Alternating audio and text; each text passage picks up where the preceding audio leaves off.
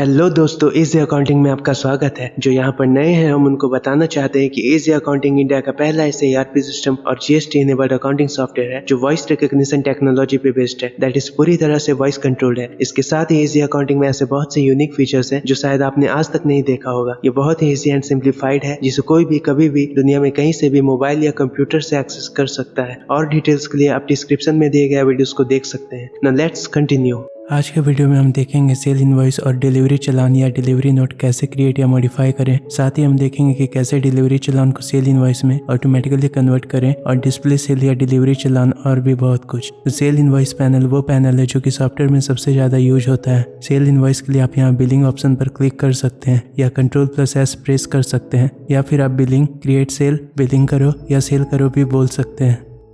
Create cell, उसके बाद आप ये पैनल देखेंगे। यहाँ ये इनवॉइस नंबर है, ये सेल टाइप है। यहाँ से आप पार्टी सिलेक्ट कर सकते हैं कि आप डेटर के लिए सेल क्रिएट करना चाहते हैं या क्रेडिटर के लिए, या कस्टमर आपको इनवॉइस के लिए कैश में पेमेंट कर रहा है, या फिर कस्टमर इस इनवॉइस के लिए डायरेक्टली आपके बैंक अकाउंट में पे कर रहा है। अब अगर आप कैश ऑप्शन सिलेक्ट करते हैं तो कस्टमर का नाम, contact number, address, city, state और जीएसटी नंबर इंटर कीजिए। अगर कस्टमर जीएसटी में रजिस्टर्ड है तो आप रेगुलर और कंपोजिट सॉफ्टवेयर में उनका जीएसटी नंबर डायरेक्टली इंटर कर पाएंगे। अब अगर आप बैंक ऑप्शन सिलेक्ट करते हैं तो उसी तरह से कस्टमर का डिटेल्स इंटर कर दीजिए और यहाँ बैंक भी सिलेक्ट कर लीजिए जिसमें कस्टमर आपको अमाउंट का पेमेंट कर रहा है। आप पेमेंट का मेथड सिलेक्ट करके उसका डिटेल्स भी इंटर कर सकते हैं। लेकिन अगर आप डेटर या क्रेडिटर ऑप्शन सिलेक्ट करते हैं तो आपको यहाँ सिर्फ पार्टी सिलेक्ट करना होगा। और फिर अगर आप स्टैंडर्ड या क्रशर माइनिंग सॉफ्टवेयर यूज कर रहे हैं तो यहाँ पर साइट लोकेशन भी सिलेक्ट कर लीजिए।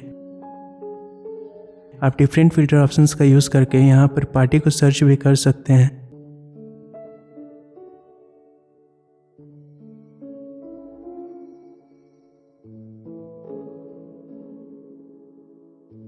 यहाँ पर आप कैश, बैंक या सिलेक्टेड पार्टी का क्लोजिंग बैलेंस देख सकते हैं। अब डेट सिलेक्ट कर लीजिए। आप डेट के बारे में और जानने के लिए डिस्क्रिप्शन में दिए हुए हमारा शॉर्टकट्स वीडियो देख सकते हैं। इनवॉइस का reference details, dispatch by detail जैसे by Ashoka transport, by truck number 6129 etcetera. यहाँ पर पेमेंट का मोड जैसे cash, credit, 15 days credit and so on. यहाँ डिलीवरी का टर्म्स एंड कंडीशंस, गुड्स का डेस्टिनेशन जहाँ माल डिस्पैच होगा, इस इनवॉइस से रिलेटेड एडिशनल डिटेल्स इंटर कर लीजिए।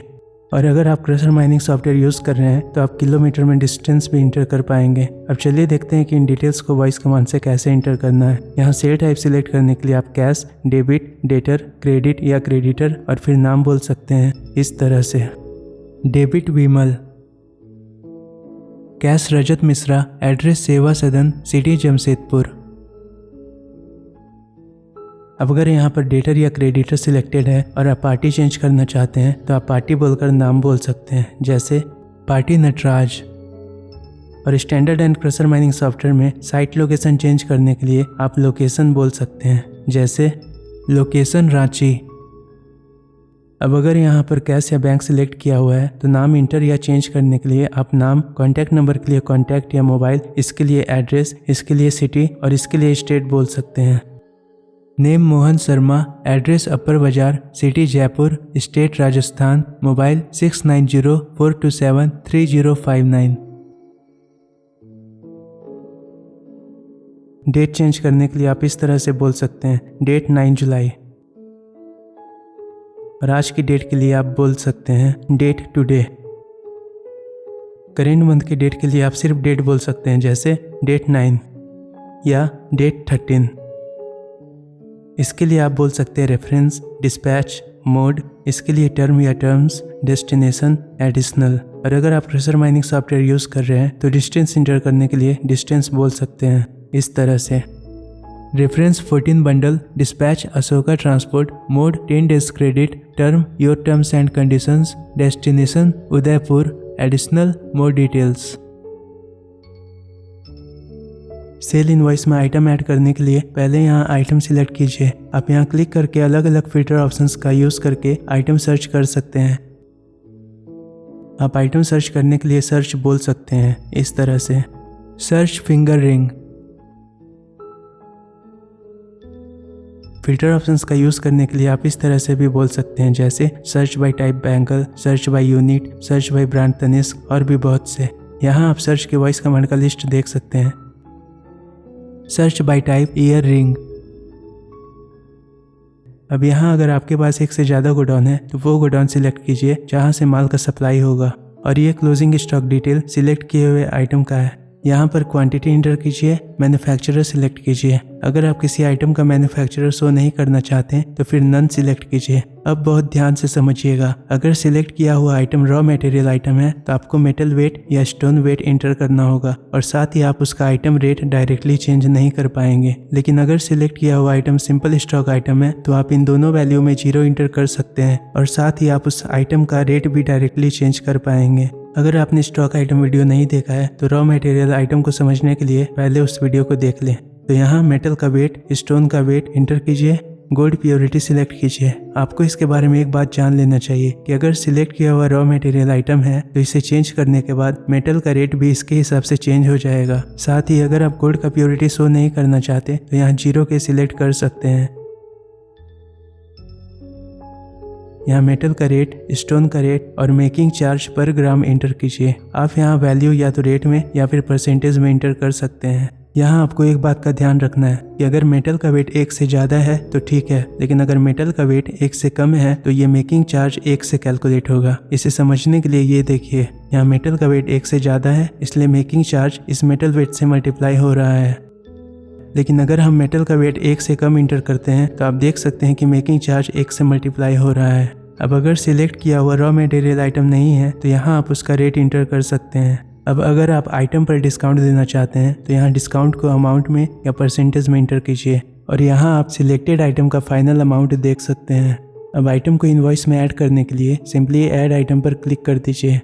अब जैसा कि आप देख सकते हैं यहाँ पर कुछ पहले से बना हुआ आइटम्स है, जैसे gold received, silver received, raw gold और रॉ सिल्वर। अगर आपका कस्टमर कोई ज्वेलरी एक्सचेंज करना चाहता है और आप उस ज्वेलरी का अमाउंट यहाँ घटाना चाहते हैं तो आप इन आइटम्स का यूज़ कर सकते हैं, जैसे gold received 18K, gold received 24K या सिल्वर रिसीव्ड। लेकिन अगर आप गोल्ड प्योरिटी शो नहीं करना चाहते तो यहाँ सिंपली 0 के सिलेक्ट करें। अब यहाँ मेटल का वेट और मेटल का रेट इंटर कीजिए। अब अगर आप कस्टमर के दिए गए ज्वेलरी का कुछ परसेंटेज घटाना चाहते हैं तो इस डिस्काउंट फील्ड में सिंपली उस घटाए गए परसेंटेज को इंटर कर दीजिए, जैसे 20%। अब इस आइटम को ऐड कीजिए और आप देख सकते हैं कि जो ज्वेलरी आप कस्टमर से रिसीव कर रहे हैं उसका अमाउंट इनवॉइस में घट चुका है।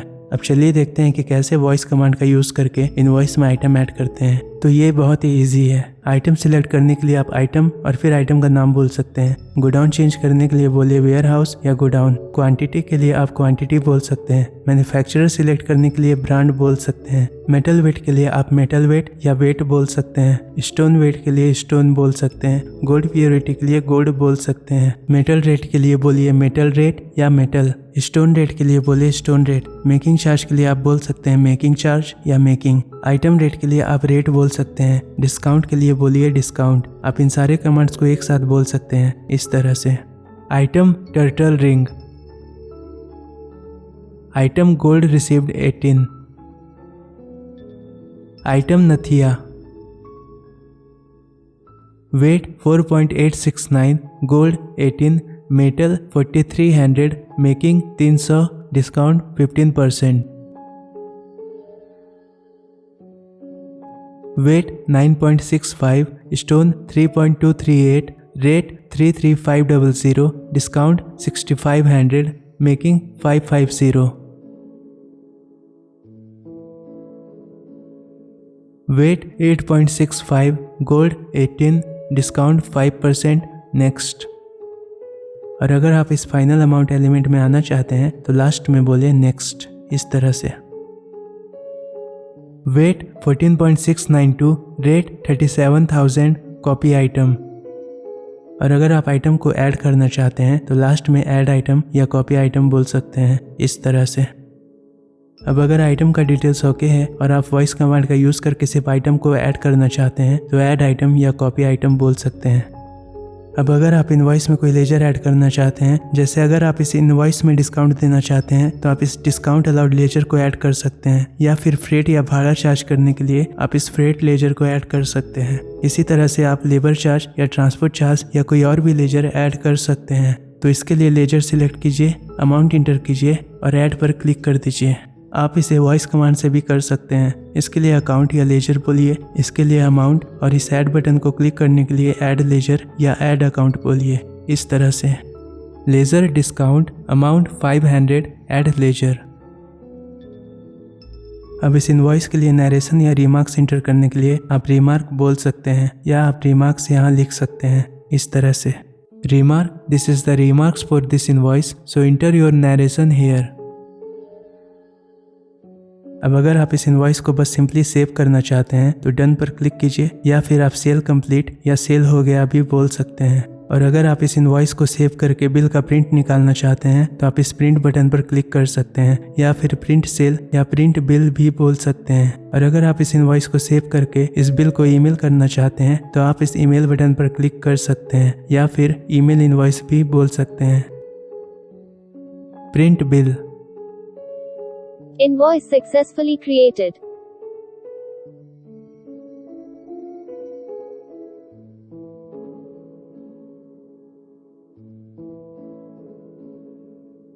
GSTIN is incorrect.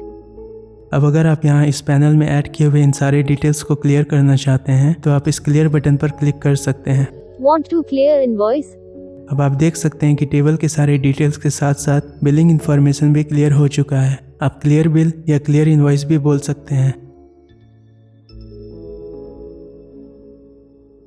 अब अगर आप टेबल में से कुछ आइटम्स या लेजर्स हटाना चाहते हैं तो आप उसे रिमूव करने के लिए इन डिलीट आइकन्स पर क्लिक कर सकते हैं। Want to delete item? Want to delete ledger? Item delete करने के लिए आप ये भी बोल सकते हैं डिलीट आइटम और फिर सीरियल नंबर, और लेजर डिलीट करने के लिए आप डिलीट लेजर और फिर लेजर का सीरियल नंबर बोल सकते हैं इस तरह से। Delete item 3, delete ledger 2। आप टेबल में आइटम या लेजर को मॉडिफाई भी कर सकते हैं। आइटम मॉडिफाई करने के लिए इस एडिट बटन पर क्लिक कीजिए, जो भी चेंज करना है वो कर लीजिए और एडिट आइटम पर क्लिक कर दीजिए। और लेजर को मॉडिफाई करने के लिए इस एडिट बटन पर क्लिक कीजिए, जो भी चेंज है वो कर लीजिए और एडिट लेजर पर क्लिक कर दीजिए। आप वॉइस कमांड का भी यूज कर सकते हैं। आइटम एडिट करने के लिए बोलिए चेंज आइटम और लेजर चेंज करने के लिए बोलिए चेंज लेजर।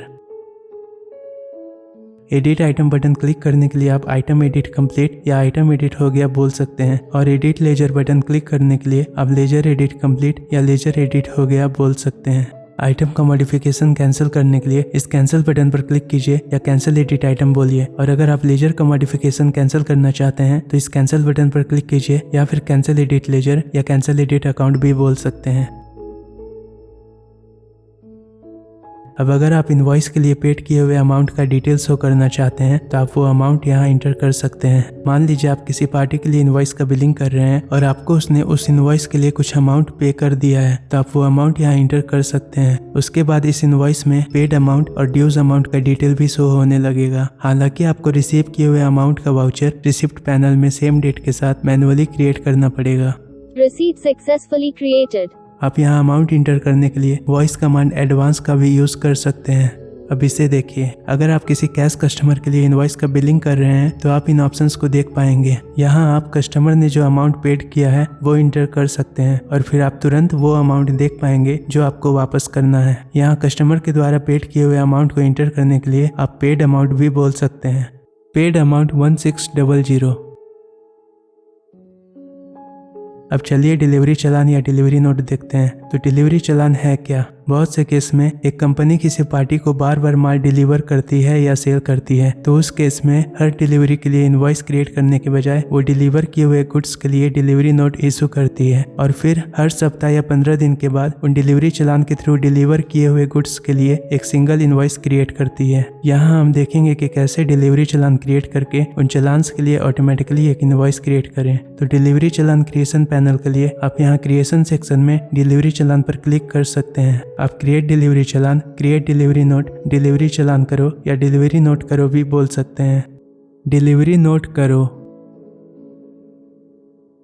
उसके बाद आप ये पैनल देख पाएंगे। ये लगभग सेम वैसा ही है जैसा सेल क्रिएशन पैनल है, इसलिए आप सेम वैसे ही इन बिलिंग डिटेल्स को इंटर कर सकते हैं या टेबल में आइटम्स को ऐड कर सकते हैं, या फिर यहाँ सेम वही वॉइस कमांड यूज कर सकते हैं जैसा कि अभी हमने रिसेंटली इस वीडियो में देखा। इसलिए इन डिटेल्स को इंटर कर लीजिए, अपने इनवॉइस में आइटम्स को ऐड कर लीजिए और डिलीवरी चालान क्रिएट करने के लिए इस क्रिएट चालान बटन पर क्लिक कर दीजिए। आप डिलीवरी नोट कंप्लीट या डिलीवरी चालान हो गया भी बोल सकते हैं।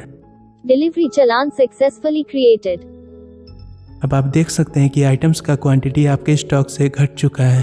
तो चलिए अब हम पहले सेल रिपोर्ट और डिलीवरी चालान रिपोर्ट देख लेते हैं। सेल रिपोर्ट देखने के लिए यहाँ डिस्प्ले सेक्शन के अंदर सेल्स पर क्लिक कीजिए। आप Ctrl+Shift+S भी प्रेस कर सकते हैं या फिर डिस्प्ले सेल या सेल दिखाओ भी बोल सकते हैं।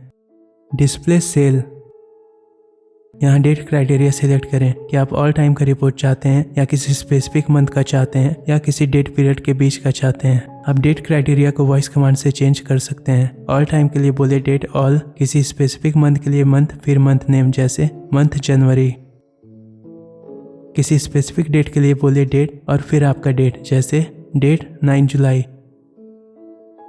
अगर आप डेट का पीरियड सेट करना चाहते हैं तो आप बोल सकते हैं date from date and to date या डेट फ्रॉम डेट और टू डेट जैसे date 5 April and 20 April.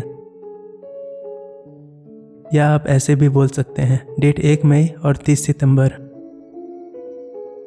Report के लिए इस गो बटन पर क्लिक करें या आप गो और डन भी बोल सकते हैं।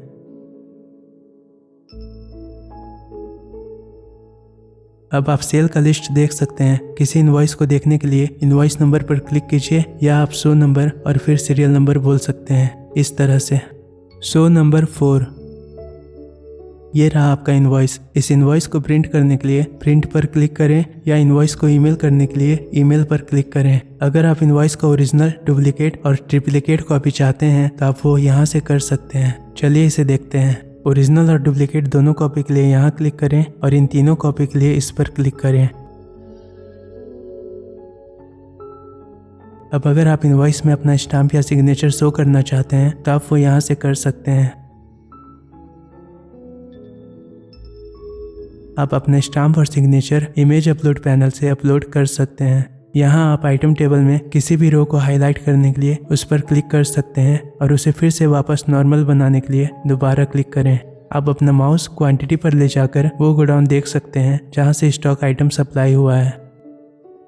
इसे क्लोज करने के लिए एक्स पर क्लिक कीजिए।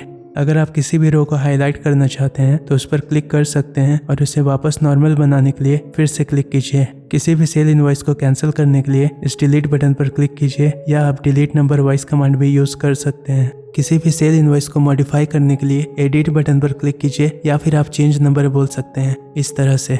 चेंज नंबर 4, यहाँ आप वो इनवॉइस नंबर देख सकते हैं जिसे आप मॉडिफाई कर रहे हैं। जो भी चेंज करना है वो कर लीजिए और इस एडिट बटन पर क्लिक कर दीजिए। आप ये भी बोल सकते हैं सेल एडिट कंप्लीट या सेल एडिट हो गया। मॉडिफिकेशन को कैंसिल करने के लिए इस कैंसिल बटन पर क्लिक कीजिए या कैंसिल सेल बोलिए। Invoice successfully updated. आप इन सारे सेल्स को फिल्टर भी कर सकते हैं। इसके लिए यहाँ इस कस्टमर फिल्टर ऑप्शन को और यहाँ इनवॉइस अमाउंट फिल्टर ऑप्शन को सिलेक्ट कीजिए और अपना सर्च वैल्यू इंटर कर दीजिए। आप इन सर्च वैल्यू को इंटर करने के लिए वॉइस कमांड भी यूज कर सकते हैं। इस सर्च एलिमेंट में वैल्यू इंटर करने के लिए बोलिए नेम और इस सर्च एलिमेंट में वैल्यू इंटर करने के लिए बोलिए अमाउंट। Name Nataraj, amount 50,000।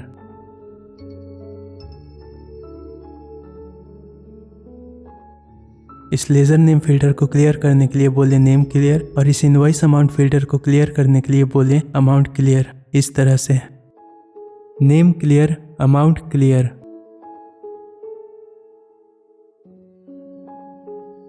इसे प्रिंट, ईमेल या एक्सेल फाइल में डाउनलोड करने के लिए इन बटन्स का यूज कीजिए।